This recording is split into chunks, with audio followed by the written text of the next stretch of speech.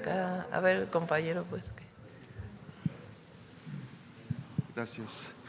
Muchísimas gracias, Presidenta. Buenos días a todos, a todas. Armando Gama, de Canal 11. Justo sobre este tema de los migrantes. El discurso antimigrante pues ha tomado fuerza en los últimos días. Ya lo vemos con el tradicional discurso del presidente Donald Trump, pero también ahora desde Chile. El próximo presidente de Chile ha pues amenazado a los migrantes que se encuentran en ese país, principalmente de los países vecinos, de darles alrededor de 92 días para abandonar esa nación. Incluso también se ha pronunciado o ha proyectado instalar vallas sí, muros, una especie de muro emulando al de Estados Unidos. Pues prácticamente estas acciones que contrastan con todos los esfuerzos que ha realizado el gobierno federal para justamente proteger a nuestros paisanos. ¿Cuál es su opinión al respecto, Presidenta? La criminalización de las y los migrantes es no solamente un acto de poca humanidad, vamos a decirlo así, sino que genera problemas. Siempre hemos planteado desde la transformación que la mejor forma de disminuir la migración es invertir en los países, ayudar, proteger a las personas, evitar la pobreza, la desigualdad, porque la gente no migra por gusto. Bueno, habrá un porcentaje que lo haga. La mayoría migra por necesidad. Y nosotros pues nunca vamos a estar de acuerdo con las acciones que criminalicen a las y los migrantes. Nuestra posición es que tiene que haber cooperación para el desarrollo siempre de cualquier país hacia otro y al mismo tiempo la protección de las y los migrantes. Y siempre dar una alternativa.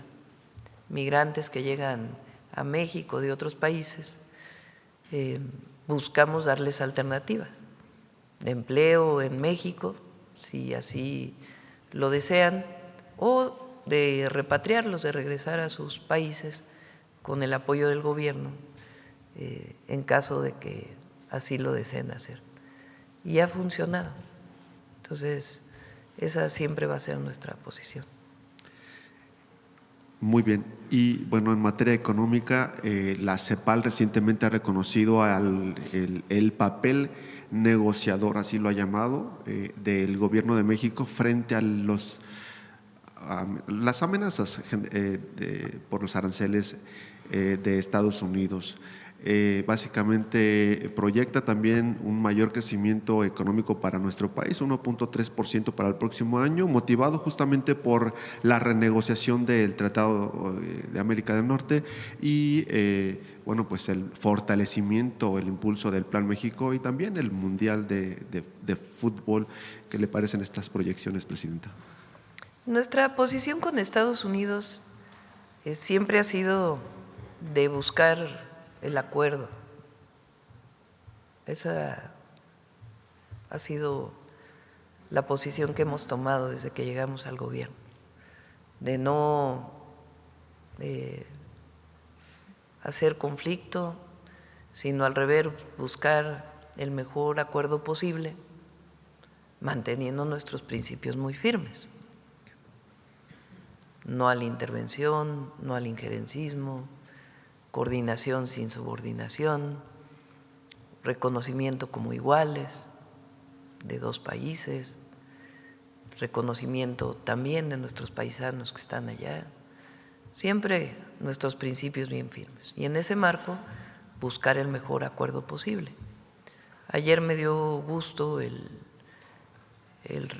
titular de lo que se llama en inglés el USTR, que no sé exactamente la traducción, pero es el embajador Greer, que es el responsable de la formal de la revisión del tratado, dijo en una comparecencia que es un buen tratado, que tiene que haber correcciones, pero que ha sido benéfico.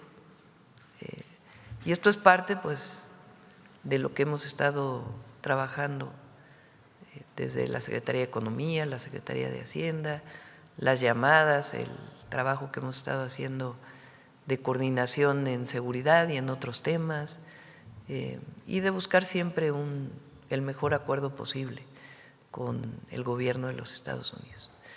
Entonces nos ha funcionado hasta ahora y vamos a seguir en este esquema de no pelearnos, cabeza fría, y buscar siempre un acuerdo en todos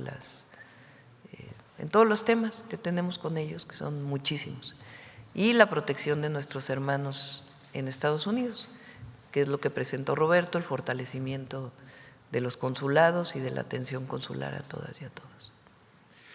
Gracias. Y bueno, aprovechando que está la Secretaría de Gobernación, sobre los alcances de estos acuerdos logrados el día de ayer con los transportistas y productores agrícolas, para evitar justamente que se bloqueen carreteras en estas temporadas de vacaciones, justamente, por favor. Con permiso, Presidenta. Sí, buenos días. Yo decirle que efectivamente, como lo hemos dicho siempre, pues la mejor forma de resolver los problemas es el diálogo. Entonces, como les decimos a los productores agrícolas y también a los transportistas, hablando se entiende la gente. Es lo que dice la conseja popular de nuestros abuelos y es cierto. Para resolver un conflicto, pues se vio ayer que no hay necesidad de bloquear. Siempre los vamos a atender, es nuestra obligación. Entonces ayer, pues no hubo ningún bloqueo, no nos sentamos a la mesa habiendo bloqueos. Habíamos estado dialogando con ellos, escuchándolos, porque es una convicción también hacerlo. Y es importante decirlo, no hay mejor herramienta para llegar a un acuerdo, a una solución, que el diálogo, que una mesa de trabajo. Entonces, eso primero. Lo segundo es que efectivamente, como se hace en todos los casos, cuando hay una demanda ciudadana, se lleva a la mesa y se busca la forma jurídica de responder a ello. Entonces, ayer las demandas pues fueron primero en una mesa sobre el tema de seguridad en carreteras. Entonces, la Guardia Nacional, un muy buen elemento que fue de la Guardia Nacional y también de la Secretaría de Seguridad, otros elementos de ahí, pues fueron respondiendo a cada una de las inquietudes sobre el tema de seguridad. Entonces, se firmó una minuta al final, en el que estuvieron de acuerdo ambas partes, tanto los transportistas de esta organización, que es una organización, es de las más pequeñas, pero que siempre bloquea. Entonces ayer pues no hubo esa necesidad de bloquear, siempre se les escucha y lo vamos a seguir haciendo. En cuanto a los temas con los productores agrícolas de esta organización, se quedó en mesas para los siguientes días, en unas mesas técnicas que contemplan alguna información que ellos no tenían y dudas sobre el tema de los programas y las ayudas que tiene, como nunca, hay que decirlo, hoy en día el tema agrícola y el campo. Claro que hacen falta muchas cosas todavía por hacer, pero que vayan también recibiendo la información sobre los tiempos, sobre los apoyos que tiene el Gobierno de México. Entonces, también, bueno, terminó a la 1:30 de la mañana la mesa, pero pues también se firmó una minuta con los acuerdos y pues vamos a seguir caminando y atendiendo a y a otros grupos también. Pero yo quería quedarme con esa idea de que pues se dialoga y pues no hubo ni un solo bloqueo, porque ellos también en la mesa están viendo que no hay esa necesidad. Los vamos a seguir atendiendo cuantas veces sea necesario. Gracias. Es decir, ¿se garantiza que no habrá bloqueos o habrá libre tránsito para...? Pues eso firmaron, pero Ok. es la tercera vez que firman eso. O sea, vamos a decirlo también. Ellos hacen un compromiso en la mesa, revisamos lo que va cumpliendo el gobierno de México uno a uno, a ver, esto se cumplió, esto se cumplió, esto se cumplió. Cuando hay nuevas demandas que se pueden hacer, pues inicia un nuevo diálogo, pero nosotros lo que decimos es que pues un servidor público atiende de mejor manera y con más agrado si no tienes un bloqueo ahí, que te están diciendo en una carretera que están afectando a gente cuando no hay ninguna necesidad. Lo quiero enfatizar. Y pues con mucho gusto, somos servidores públicos y por obligación tenemos que atender. Pero nuestro punto, ¿cuál es? Que no se afecte a la población. No tienen ninguna necesidad de afectar a la población, sí los estamos atendiendo. Muchas gracias, secretaria. Presidenta. También es importante porque hace tiempo, antes de que llegara la transformación, había una manifestación, un bloqueo, y se atendía a la organización dándole algo especial a la organización. Eso ya no existe. Lo que hay es apoyo a todos. Si la organización lo pide por alguna razón, se hace la evaluación de que en efecto es una demanda legítima, pues entonces apoya a todos los productores, independientemente de qué organización sea. Porque antes se usaba estos esquemas de presión para recibir dinero a una u otra organización, eso ya no ocurre. Se atiende, se dialoga, pero son beneficios generales a agricultores de maíz, productores de maíz, de trigo, de otros granos. Muy bien, muchas gracias. Y Presidenta, su opinión respecto a estos anuncios que han hecho la oposición, principalmente o particularmente el PAN, de interponer acciones de inconstitucionalidad ante la Suprema Corte para echar abajo la llamada Ley Esposas que se aprobó, recordemos, en días pasados en el Congreso de San Luis Potosí, que bueno, avanza también ya en el Congreso de Nuevo León, justamente para establecer pues candidaturas exclusivamente de mujeres hacia las elecciones del 2027. Su opinión al respecto, Presidenta.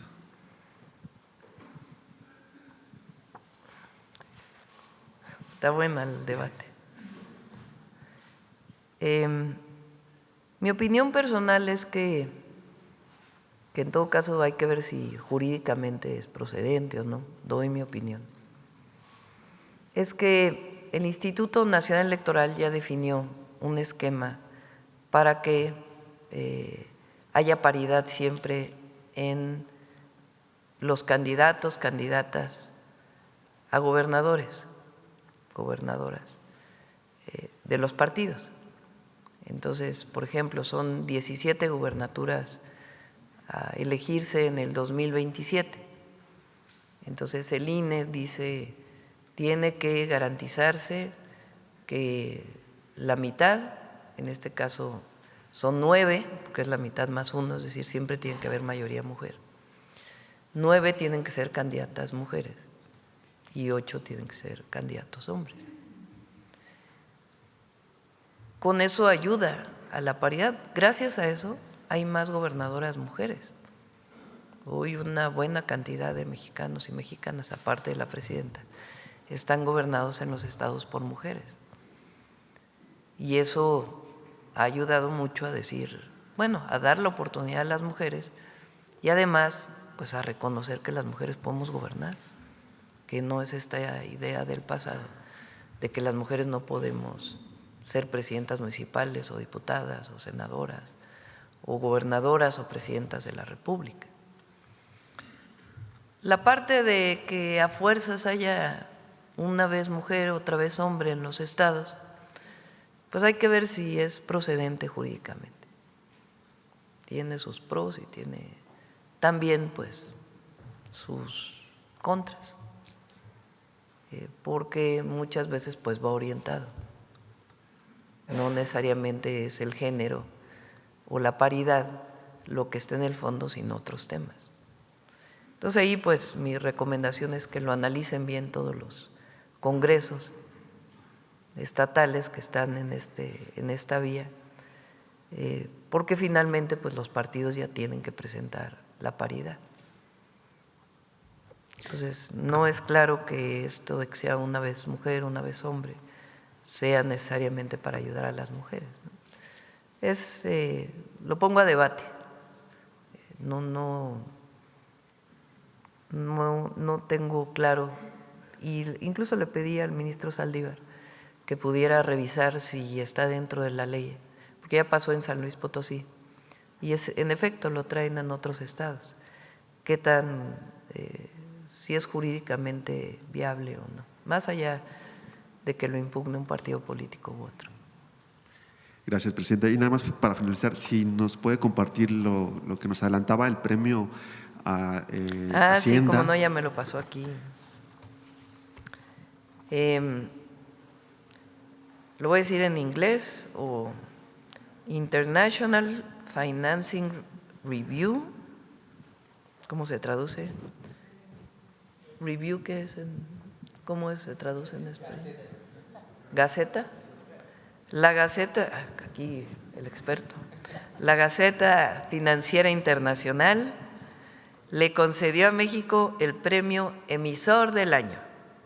México ha sido durante mucho tiempo un referente entre los emisores soberanos de mercados emergentes, pero en 2025 elevó este rol gracias a una ejecución temprana y audaz, innovación estructural y volúmenes de operaciones récord en todos los mercados, con estrategias bien pensadas para optimizar los costos de financiamiento y, quizá lo más importante, abordar los persistentes problemas de deuda de la petrolera estatal Pemex, sin dañar las finanzas del gobierno. Felicidades a todos y todas los que son parte de la Secretaría de Hacienda. Muy reconocido. Y bueno, ya que estamos en esta, la cápsula de Mujeres en la Historia ganó en la categoría de animación de los premios TAL, principal reconocimiento a lo mejor de la televisión pública en América Latina. Felicidades a Noemí y a Canal 14.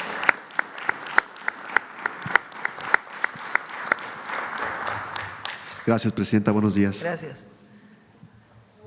Vamos a ver la compañera.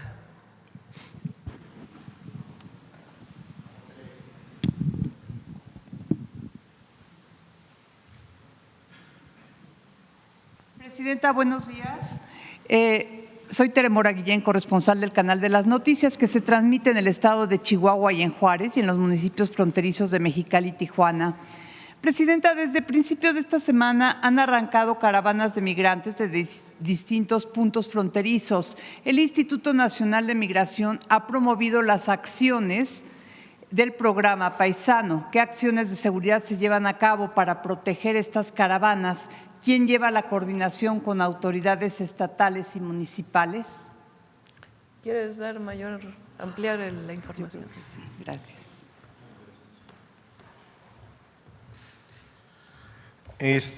Nosotros tenemos una oficina de representación en cada entidad federativa que hace la coordinación con Guardia Nacional por instrucciones de la Secretaría de Gobernación, y con esto generamos las condiciones con gobiernos de los estados, con los secretarios de Gobernación, con Guardia Nacional, con policías municipales, y hay todo un operativo a lo largo y ancho de las carreteras, sobre todo en autopistas, para darle seguimiento y acompañamiento a nuestros migrantes, héroes y heroínas paisanas. Muy bien. También quisiera preguntarles… Así es. Sí, hay los 2-800-911.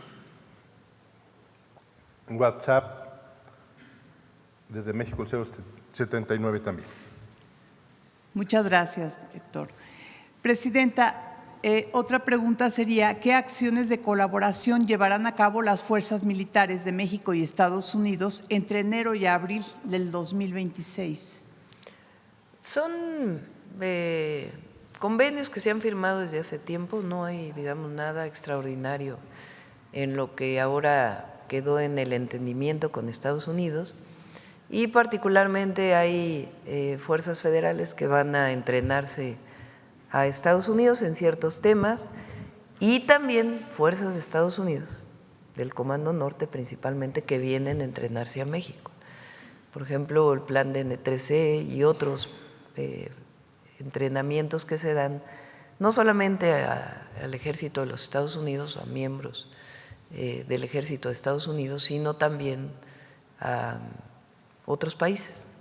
Entonces es parte, pues, de los ejercicios de coordinación, colaboración, cooperación, adiestramiento que quedaron en el entendimiento. Muchas gracias, presidente. Y por último… Y hay mucha relación, hay mucha comunicación entre el secretario de la Defensa, el secretario de Marina y el comandante Guillot, creo que es, ¿cómo se dice? De la Guardia. Guillot, del Comando Norte de los Estados Unidos, se comunican muy seguido para distintos temas de coordinación. Siempre Estados Unidos del lado de Estados Unidos y México del lado de México.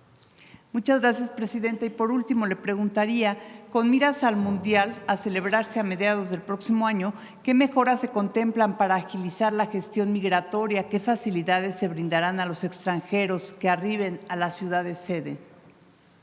Hay mucho trabajo con migración, con gobernación.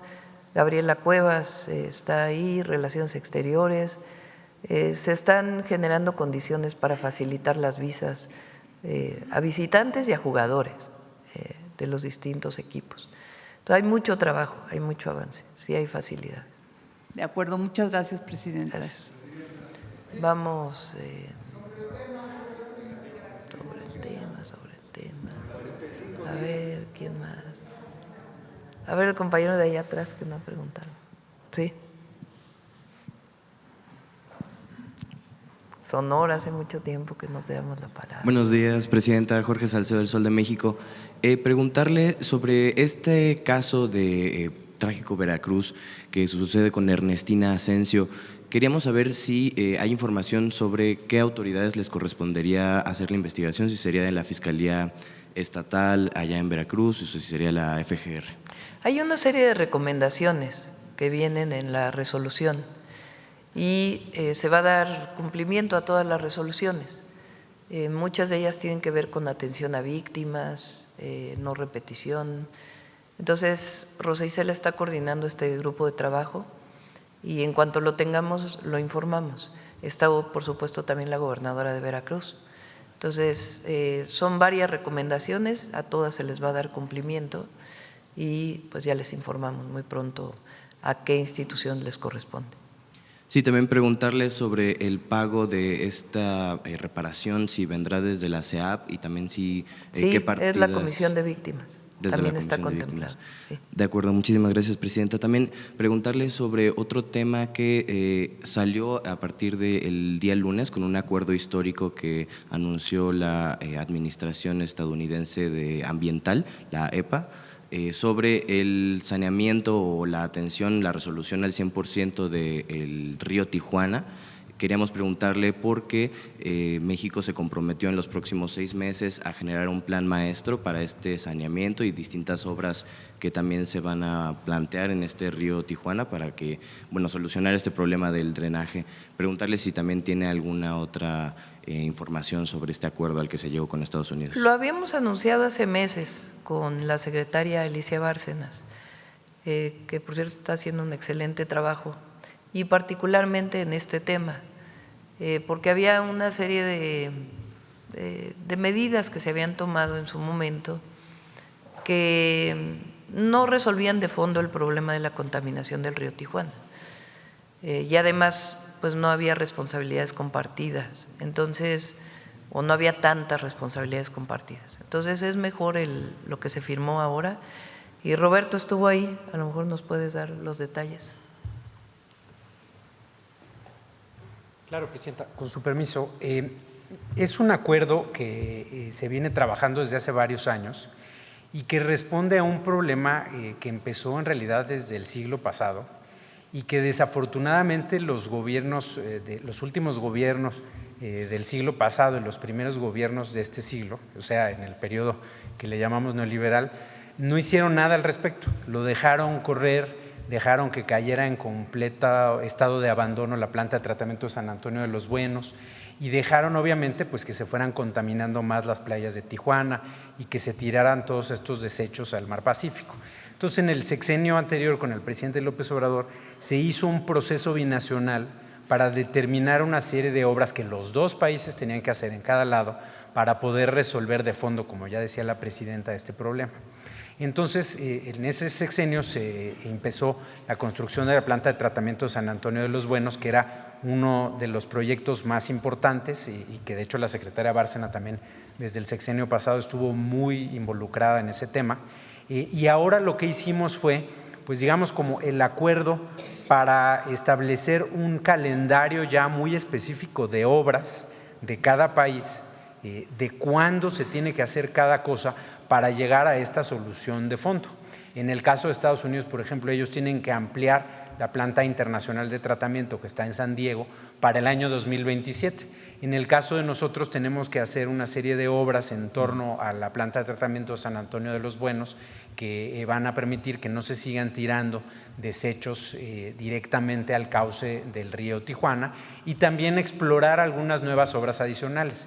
En el caso de México vamos a explorar la ampliación de la planta de tratamiento de San Antonio de los Buenos, que es de nuestro interés, digamos, hacia el futuro del crecimiento de Tijuana, y Estados Unidos también quiere que se explore la instalación de lo que se llama un emisor oceánico, que funciona como una especie de seguro de emergencias para que si llega a fallar la planta de tratamiento de San Antonio de los Buenos, haya un emisor que lleve las aguas mar adentro y no directamente a la playa. Entonces, pues un avance muy importante y además pues decirles que ya de hecho este año se hicieron varias obras en este tema, entonces pues vamos muy bien y es muy importante para Tijuana porque pues obviamente que la contaminación principal que genera pues es en las playas de Tijuana, así que es un avance ambiental importantísimo. Gracias. También preguntarle sobre la incorporación de Estela Damián Peralta a la nueva Consejería Jurídica de la Presidencia. Bueno, Estela es abogada primero, tiene que ser abogada. Ha practicado el derecho en distintas áreas, tiene especializaciones, tiene aparte una maestría en educación y venimos trabajando juntas desde el 2018. Ella fue directora del DIF en la Ciudad de México, después fue mi secretaria particular. La secretaría particular es un trabajo muy difícil porque no es, es hacer que funcione, funcionan en cierta manera también como jefes de gabinete en muchos temas. Igual Carlos Augusto aquí hace un trabajo extraordinario. Ahora estaba en la subsecretaría de Seguridad Pública, encargándose junto con Rosa Isela de este programa que llamamos Atención a las Causas. Ha hecho un trabajo muy importante de identificar jóvenes en riesgo para sacarlos de la violencia e incorporarlos a una actividad de beneficio para la comunidad. Y quería que fuera mujer, eso es muy importante, porque no quiero mover la paridad, de hecho hay más mujeres que hombres, pero no quiero mover la paridad. Entonces, Estela va a hacer un excelente trabajo, es una mujer muy honesta, muy trabajadora, se lleva bien con todos. Y la Consejería Jurídica es muy importante, es todo lo que tiene que ver con lo jurídico en el Gobierno de México, lo que se publica en el Diario Oficial de la Federación, tiene relación con la Corte, tiene relación con la Fiscalía en algunos temas, con el Tribunal de Justicia Administrativa, por varias cosas contenciosas que se llevan en la Consejería, y va a ser muy buen trabajo. Y ya por último, preguntarle, también nos había adelantado que para fin de año se iba a actualizar el registro de personas desaparecidas. Preguntarle si también hay alguna nueva… Sí, a ver si la próxima semana damos ya el informe de cómo, digamos, cuántas personas están en los registros, cuántas personas se han encontrado, cuántas personas están en los registros pero no hay ningún dato. En los últimos años, cuántas personas tienen carpetas de investigación. Ahora, por ley, solo se considera una persona desaparecida si hay una carpeta de investigación, precisamente por este tema de que se registraba a un nombre y no había datos adicionales y tenía que ser considerado por ley como persona desaparecida, aunque no había ningún dato, ni tampoco quién la había subido a la plataforma. Entonces ahora por ley ya tiene que tener necesariamente carpeta de investigación. ¿Cuánto pasa, de acuerdo con los históricos, en que una persona sea reportada como desaparecida y sea encontrada posteriormente? Porque muchos de estos casos no son de delincuencia organizada y menos de un acto del Estado mexicano. Estamos hablando de los últimos años, evidentemente, o de alguna policía, de algún estado, municipio.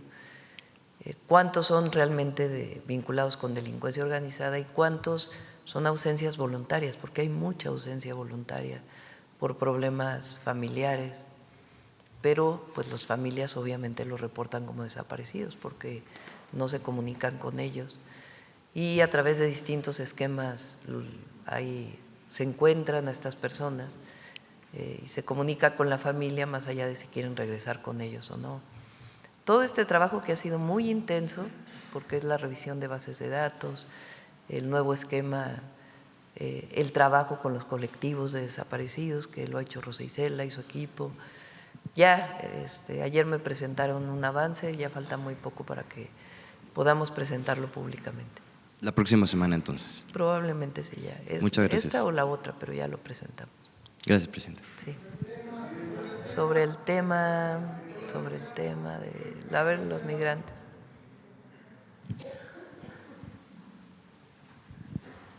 Buenos días, presidenta. Buenos días, secretarias y directora.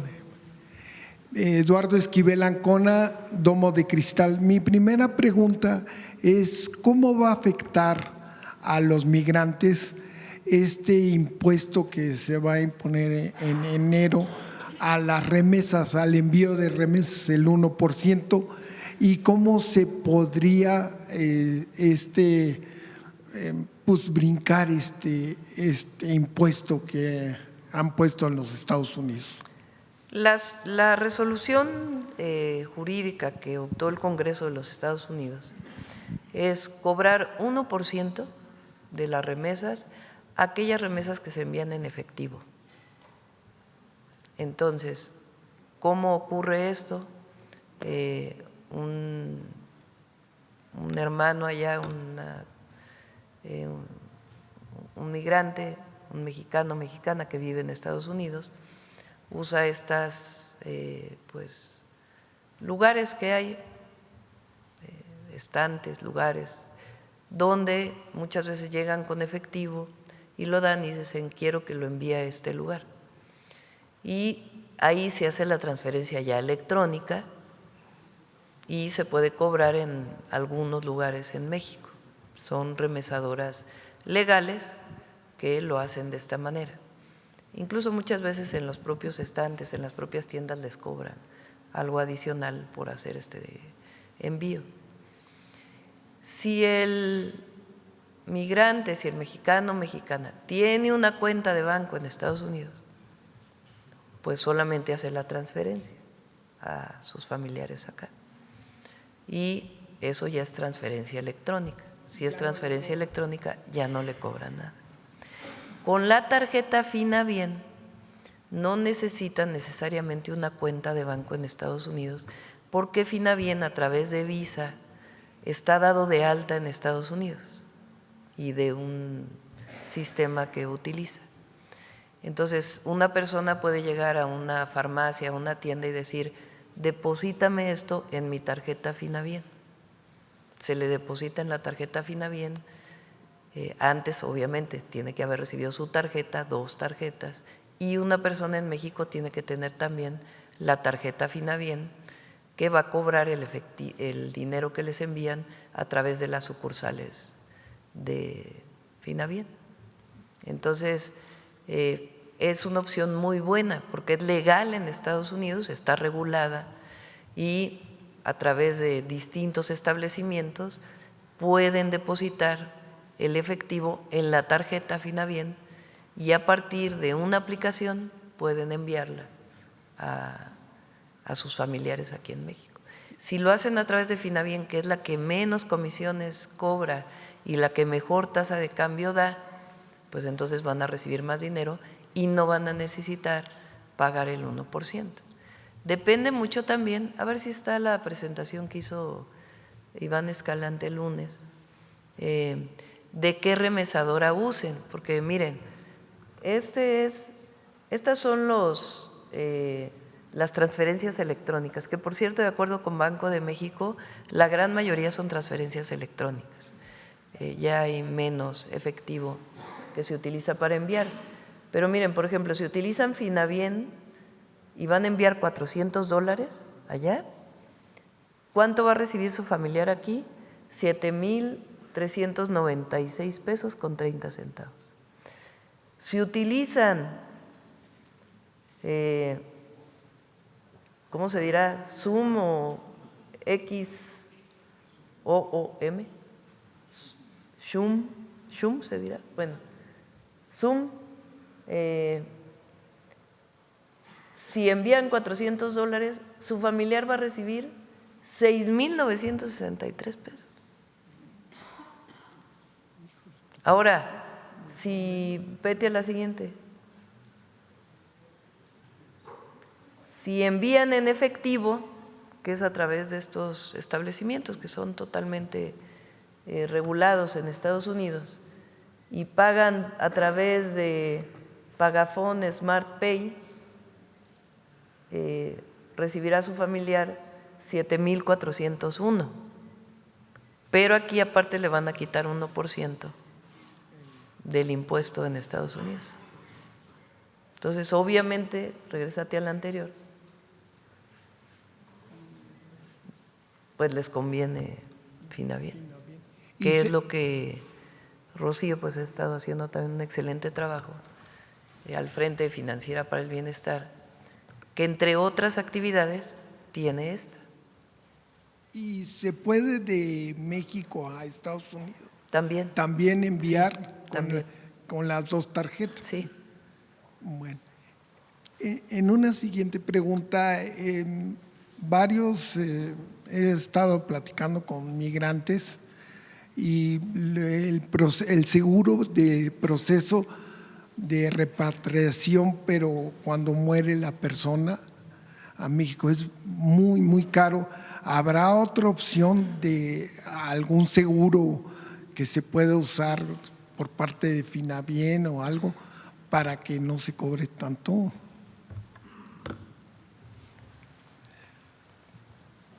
Gracias. Sí, muchas gracias por la pregunta, porque efectivamente en nuestra red de amigos Finavien nos los preguntan permanentemente.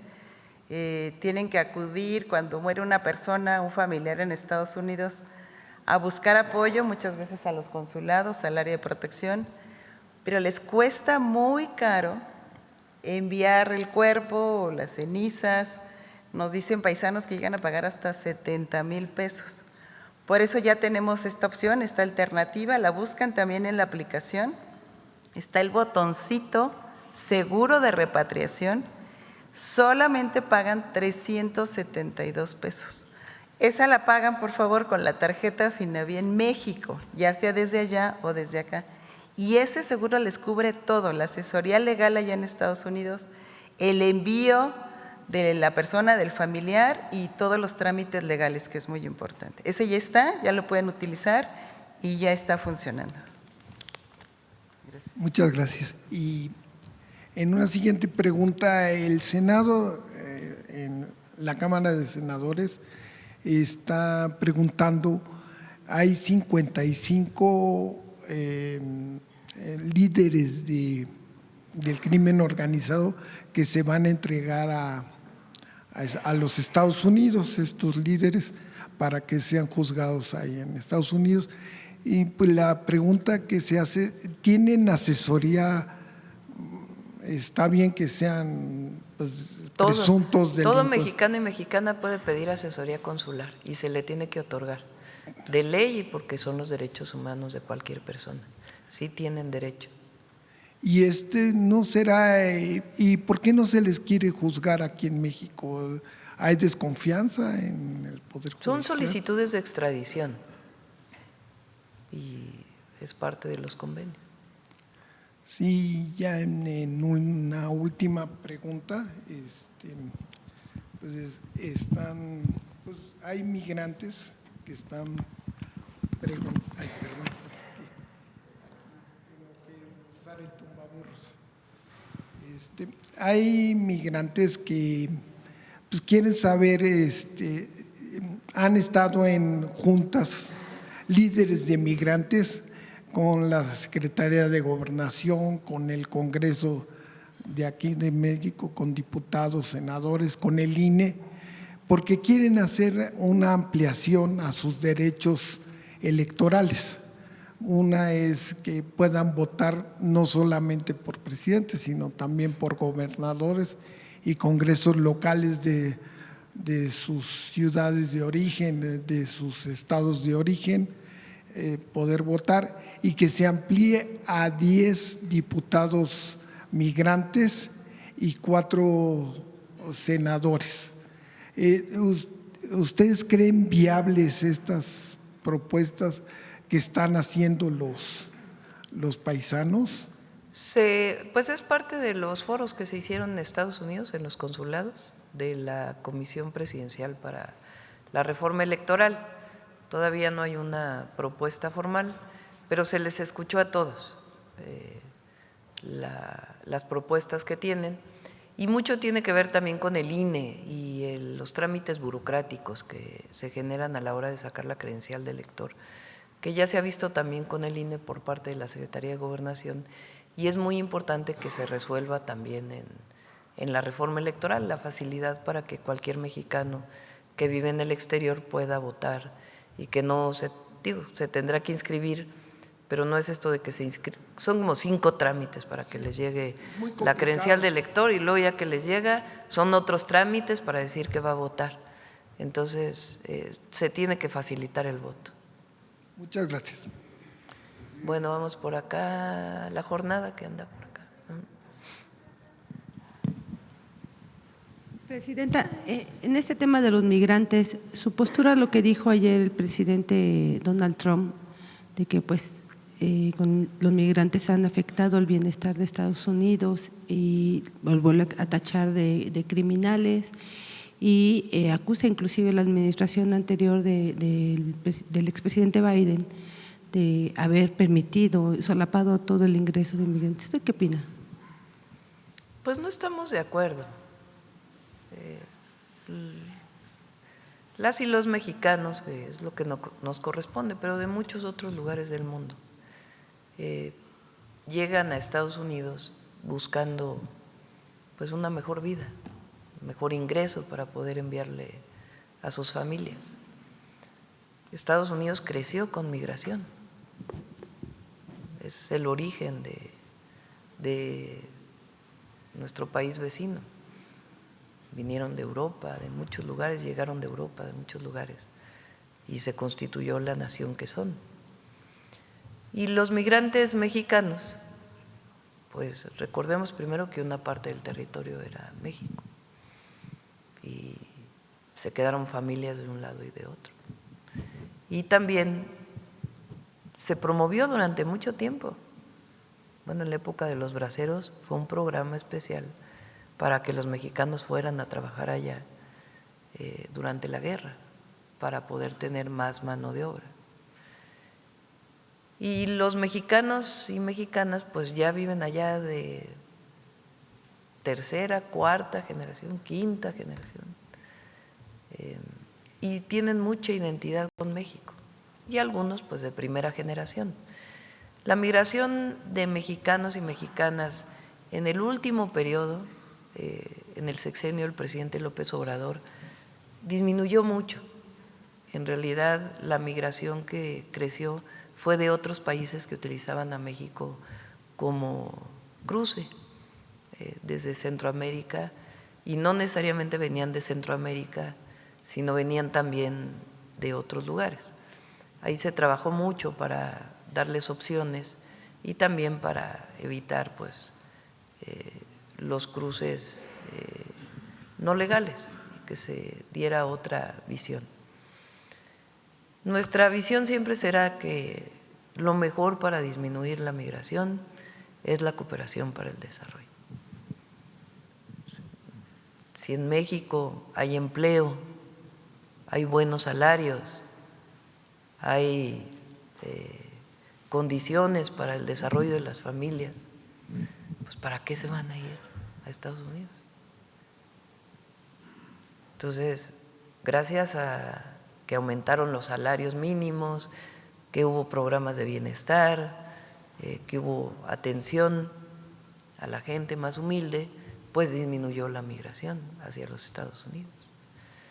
Entonces, lo hemos dicho, lo dijimos con el secretario Marco Rubio, lo he dicho con el presidente Donald Trump. Los mexicanos ayudan mucho a la economía de Estados Unidos, muchísimo, en muchísimas áreas. Digamos que la tradicional, que es donde ha habido más migración, es el campo. Entonces, la producción agrícola en California no sería lo que es si no fuera por las y los trabajadores mexicanos, que además somos muy trabajadores. Pero también en la construcción y también en los servicios y también en muchas otras áreas donde no había mexicanos y mexicanas, centros de investigación, científicos, académicos que viven allá. Entonces, nosotros buscamos otra visión y siempre la vamos a defender, y vamos a defender en situaciones complejas como las que viven muchos de nuestros hermanos allá, pues su protección a través de todos los elementos legales que tenemos, que son los consulados y además el apoyo jurídico a través de distintos organismos que ayudan al apoyo jurídico de nuestros hermanos allá. ¿Usted considera que la frontera común en realidad es la más, de las más problemáticas del mundo? Pues es una frontera con muchísima comunicación. A ver si te sabes ese número, yo no lo recuerdo en este momento. ¿Cuántos vehículos pasan diariamente por la frontera? No lo traes, ahora sí te gané. 5 millones de cruces. 5 millones de cruces diarios.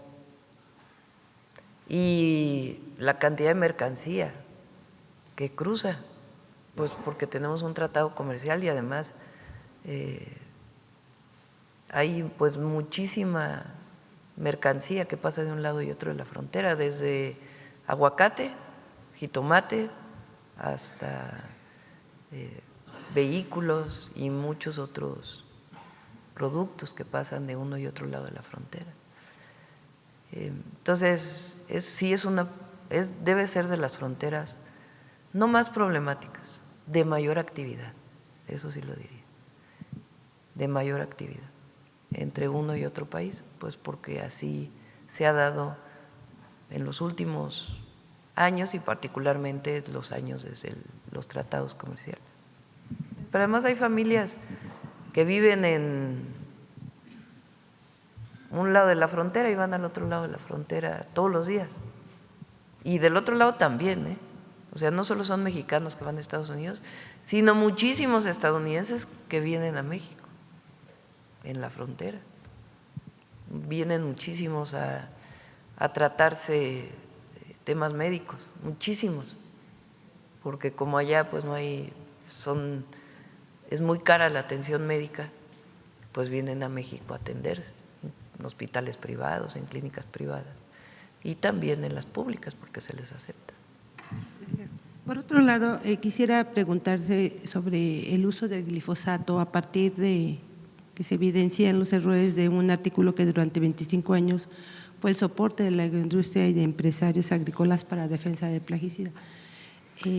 Está trabajando en eso. Vamos a invitar a Alicia y a Julio Verdegué para que puedan hablar de este tema y de otros agroquímicos y plaguicidas que se utilizan en México. Recuerden que ya se prohibieron algunos, se sigue trabajando en ello y particularmente con el glifosato, pues el tema es la sustitución que no es tan sencilla, pero se sigue trabajando en ello.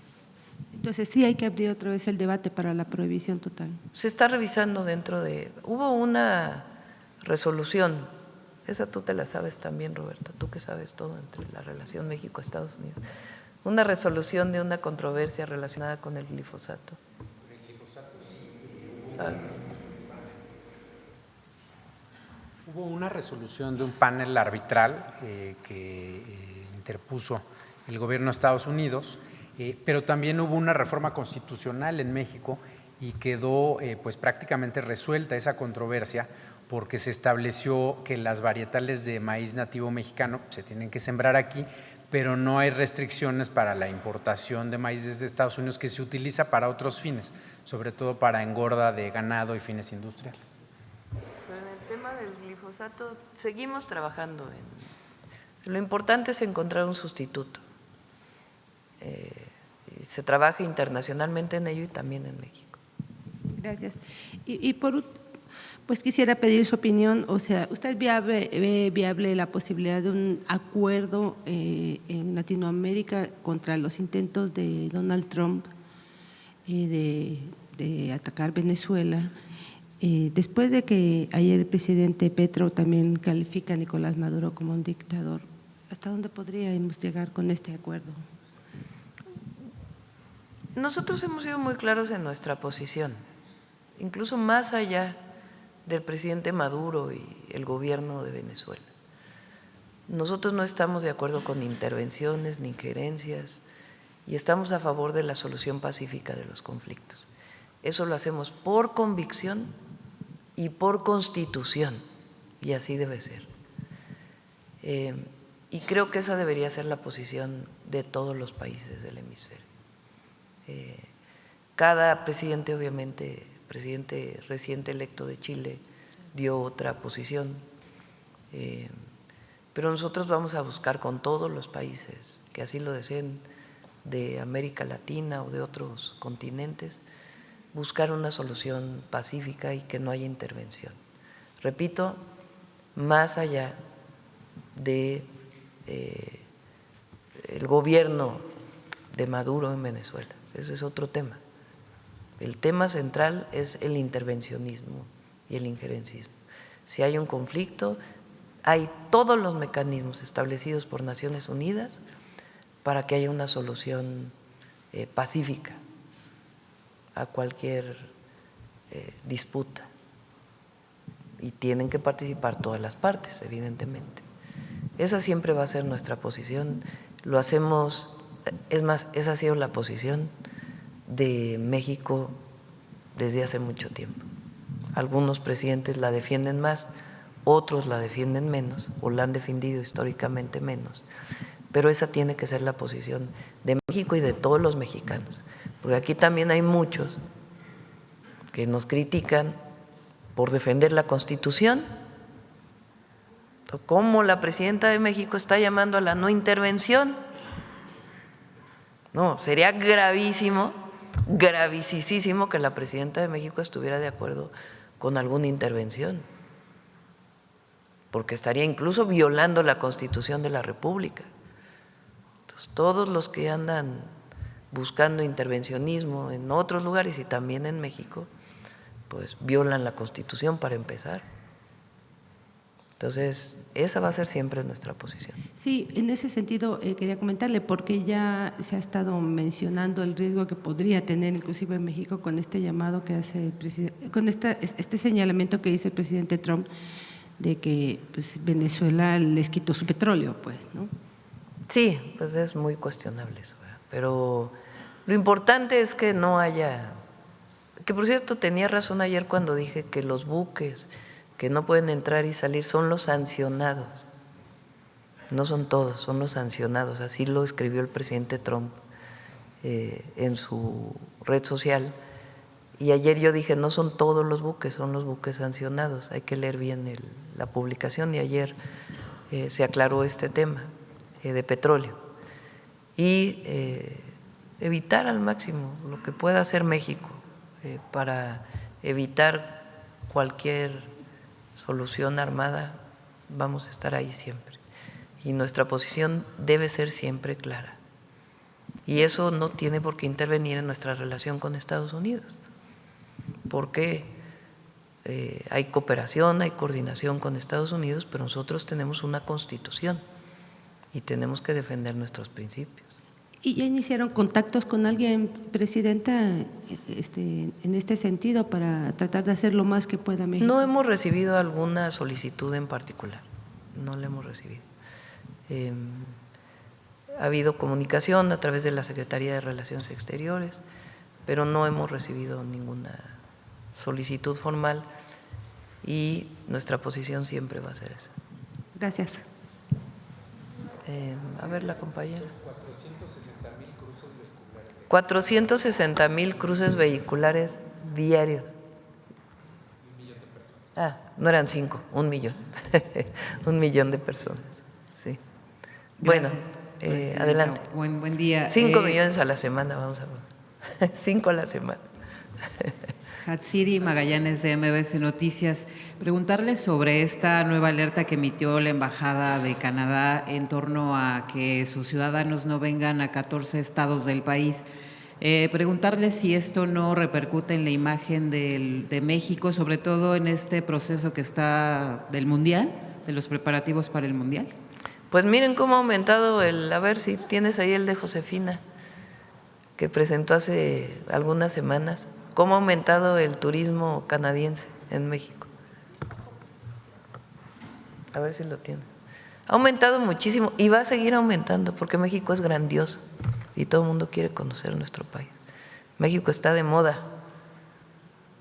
Canadá, 11.4% de incremento en el 2025 y va a seguir aumentando. Entonces, pueden venir a México. Aquí los recibimos con los brazos abiertos a todos. Gracias, Presidenta. Preguntarle por otro lado, el gobierno de Donald Trump pidió ayer a México reconsiderar su apoyo al régimen cubano en torno a que México pues, le envía petróleo, a la contratación de médicos cubanos. Dice que no está alineado con los valores que tiene Estados Unidos o con la política exterior, ¿no?, de Estados Unidos con México. ¿Su gobierno estaría dispuesto a reconsiderar la relación con el gobierno de Cuba? Este ha sido un tema permanente desde la Revolución Cubana, desde 1959, con Estados Unidos, en la relación México-Estados Unidos. El presidente, en el 60 estaba López Mateos, ¿no?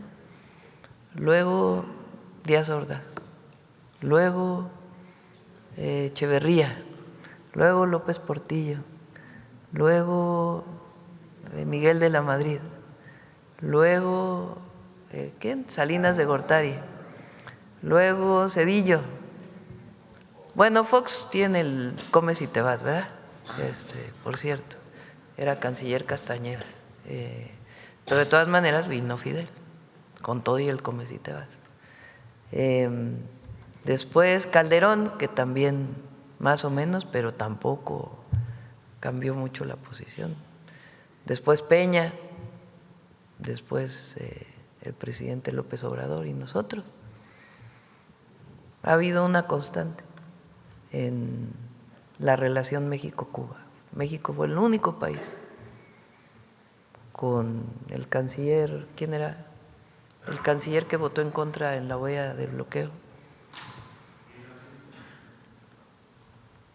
El canciller mexicano.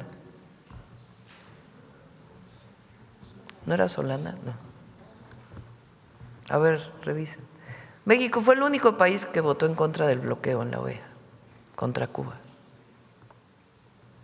Ahora ya un montón de países votan en Naciones Unidas para quitar el… Manuel Tello.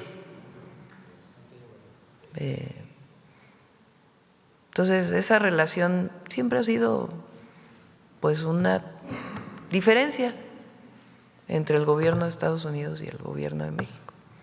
Entonces, no tiene por qué influir en las relaciones México-Estados Unidos. Y a pesar de Y la nuestra presión. posición es soberana, es una decisión soberana y tiene que ver mucho con el humanismo que representamos. Los pueblos no tienen por qué sufrir. El bloqueo es una acción muy compleja para los pueblos. Quien sufre es el pueblo. Entonces, nuestra posición con relación a Cuba se va a mantener.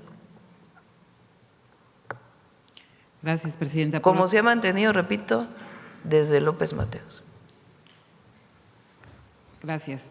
Por otra parte, su opinión respecto a esta decisión de la Fiscalía de dar marcha atrás al perdón que había otorgado el fiscal anterior, Alejandro Gertz Manero, ahora en torno al dueño de Miss Universo, ¿no? Ya estaba como testigo colaborador, ya tiene una nueva orden de aprehensión. Preguntarle su opinión y, bueno, se dice que está prófugo, ¿no? ¿Tiene información? Tiene que informar la Fiscalía. Es un tema de la Fiscalía y tienen que informar. Pero sí tenemos información, pero a quien le corresponde informarlo es a la Fiscalía. Y ya por último, presidenta, el Departamento del Tesoro sancionó al cártel de Santa Rosa de Lima por el tema de Huachicol. Dice Estados Unidos que el Marro operaba todavía desde la cárcel. ¿Su gobierno tenía información respecto a esta? Ya venía de antes.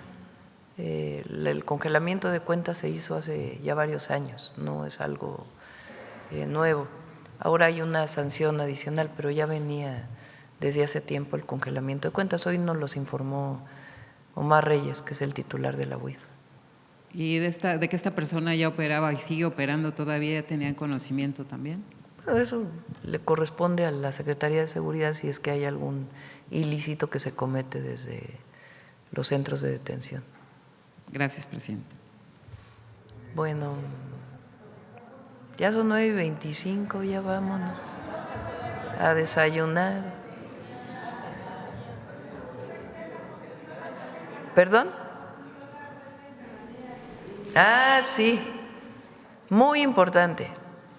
No sé si se acuerdan que he dicho varias veces aquí que Rosa Isela, que hace un excelente trabajo, entre otras cosas, ha estado viendo con el gobernador de Sonora y con varios compañeros del gobierno, pues la exigencia que hemos tenido al Grupo México para que se cumplan una serie de condicionantes que quedaron desde aquel,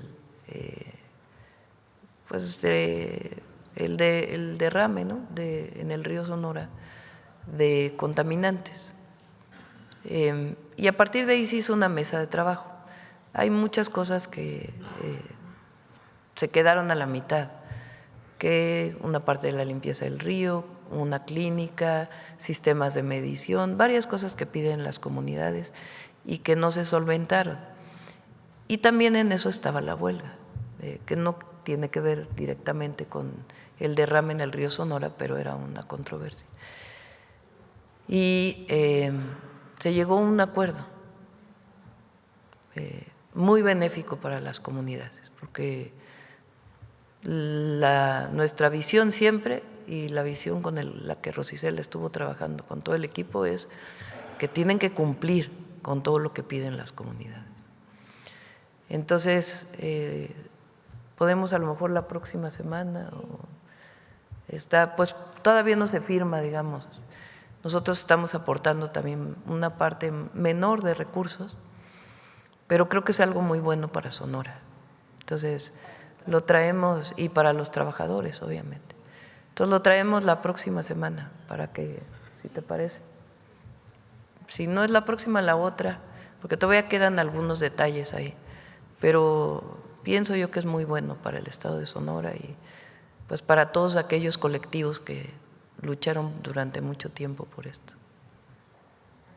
Vámonos, mujeres en la historia. 18 años. Con su permiso, Presidenta. Muy buenos días a todas y a todos. Y Marat también, le voy a reconocer a Marat. Digo que le tengo que reconocer a Marat Bolaños porque también ayudó mucho. Alicia Bárcenas estuvo también. Gracias. Me voy a tomar solo unos minutos para contextualizar. Los premios TAL reconocen lo mejor de la televisión pública en América Latina y son otorgados por un jurado internacional en cada categoría. En esta edición 2025 participaron 57 canales de 14 países. La serie de cápsulas de Mujeres en la Historia, producidas por Canal 14 del Sistema Público de Radiodifusión del Estado mexicano, obtuvo el premio a la categoría Mejor Animación. Detrás de los 3-4 minutos de historia que se presentan aquí cada jueves, este año llegamos casi a las 50, casi 60 desde que inició el gobierno de la presidenta Claudia Sheinbaum, está el trabajo de quienes hacemos investigación histórica, sí, pero también quienes hacen la investigación iconográfica, muy importante, guión, locución, edición, diseño sonoro, diseño gráfico y por supuesto animación. Gracias a todas y a todos quienes participan y sobre todo en la parte de la ilustración. A veces se dificulta mucho porque las mujeres pocas veces fueron representadas en la historia. Entonces es un gran trabajo de creación, pero además las representaciones que hay muchas veces están en el estereotipo de acompañamiento, por ejemplo, y no desde el protagonismo o de las acciones que realizaron. Es por ello que es muy importante realizar este diseño gráfico que permita que se vea claramente cuáles fueron las acciones y sobre todo la importancia de su participación y quitar la invisibilidad, pero también quitar estos estereotipos. El día de hoy presentamos también con animación la historia sobre las chichiguames.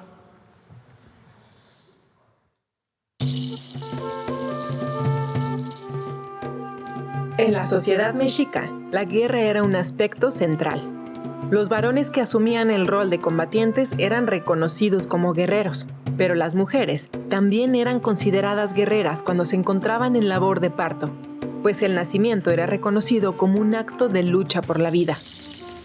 Las mujeres que morían en algún momento de la gestación o durante el parto se convertían en cihuateteo, mujeres divinas o mujeres diosas. Cuando el recién nacido quedaba huérfano, su cuidado pasaba a manos de otras mujeres lactantes, llamadas chichiguame, quienes alimentaban a los bebés, los acompañaban en su crecimiento y les transmitían saberes, afectos y cultura. Con sus cuidados, ellas terminaban de formar a los seres humanos que llegaban al mundo sin estar completamente listos, como quedó registrado en el Códice Florentino. ¿Y tú no eras así entonces cuando viniste? Antes no podías defenderte. Antes no podías extender los brazos. Sí, te hizo cuajar tu venerable madre, que junto a ti sufrió, junto a ti se fatigó, junto a ti estaba cabeceando de sueño, y su venerable leche te hizo cuajar. Con la conquista, las mujeres indígenas continuaron con estas labores dentro de sus comunidades y en los hogares de las familias españolas y criollas. De esta manera, ellas siguieron transmitiendo sus conocimientos y su cultura generación tras generación. Esta práctica se extendió a lo largo de la colonia y abrió una posibilidad para que mujeres indígenas y afrodescendientes tuvieran un ingreso significativo y lograran la subsistencia de sus propios hijos. Las chichiguas de la época novohispana cuidaron y alimentaron a las infancias de las familias principales. Pero estas mujeres también hicieron mucho por las infancias desfavorecidas, como en la Casa de Niños Expósitos, donde fueron contratadas para alimentar a las niñas y niños huérfanos. En el México independiente, la práctica de las chichiguas se asimiló en la figura de las nodrizas europeas, quienes alimentaban a las hijas e hijos de las élites. A pesar de que las chichiguas ayudaron a disminuir los altos índices de mortalidad infantil, Su labor ha sido muy poco reconocida históricamente e incluso fue cuestionada por los médicos del siglo XIX. Pero no podemos olvidar que fue a través de estas relaciones de cuidado que se tejieron vínculos sociales y culturales. Cuando una mujer indígena o afrodescendiente alimentaba a un bebé criollo, también le enseñaba cuentos y le cantaba canciones, muchas en lenguas originarias. Sus cuidados, apapachos y palabras aún resuenan en la cultura mexicana. 2025 fue declarado Año de la Mujer Indígena y comenzamos el año reconociendo la historia de las mujeres que integran la identidad gráfica del Gobierno de México. La Reina Roja, la señora Seismono, Tecuichpo y Xutatzin, gobernante de Tula. Las 4 representan mujeres en la defensa de sus pueblos y líderes de gobierno, pero también en esta sección nos gusta hablar en colectivo, así es que destacamos las actividades diarias en las que hemos colaborado y contribuido las mujeres. El día de hoy, el trabajo del cuidado. Si bien hoy podemos hablar del Sistema Nacional de Cuidados como una política pública integral que busca reconocer, redistribuir y profesionalizar este trabajo que había sido una carga desproporcionada para las mujeres. Un reconocimiento todas y a todos los que nos dedicamos al cuidado. Muchas gracias y bueno, esta es la cápsula con la que se cierra el año 2025. Que tengan excelente cierre de año. Muchas gracias. Gracias.